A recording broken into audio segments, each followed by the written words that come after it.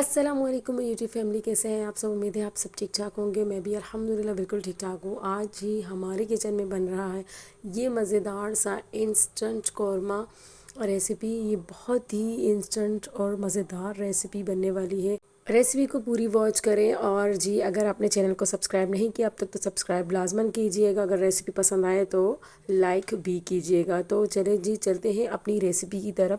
سب سے پہلے میں ایک پوٹ میں پین میں جو ہے نا آئل گرم کرنے کے لیے رکھ دیے میں نے، اور جب آئل گرم ہو جائے گا تو ہم نے سب سے پہلے گوشت کو دھو کے، چکن ہم نے دھو کے اس کے اندر ڈال دیا ہے، اور 1 ٹیبل اسپون میں نے اس میں نمک ڈالا ہے، 1 ٹیبل اسپون کشمیری لال مرچ ڈالی ہے۔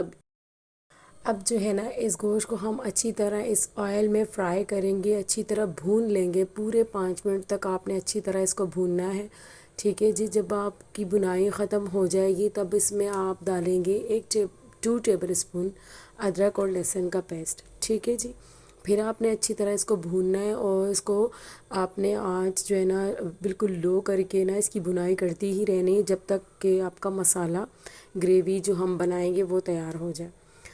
مسالوں کے لیے ہم نے ایسا کرنا ہے کہ 1 کپ میں نے یہاں دہی لی ہے، میرا آدھا کلو یہاں پہ جو ہے نا گوشت تھا تو 1 پاؤ دہی لیے، 4 ٹیبل اسپون میں نے پیاز لیے ہیں براؤن ہوئے ہوئے، اور 2 ٹیبل اسپون میں نے بھر کے جو ہے نا قورمہ مسالہ لیا ہے، اور ساتھ میں اس گوشت کی بنائی بھی کرتی جا رہی ہوں، اور میں نے یہاں پہ جو ہے نا ان مسالوں کا پیسٹ بنا لیا ہے۔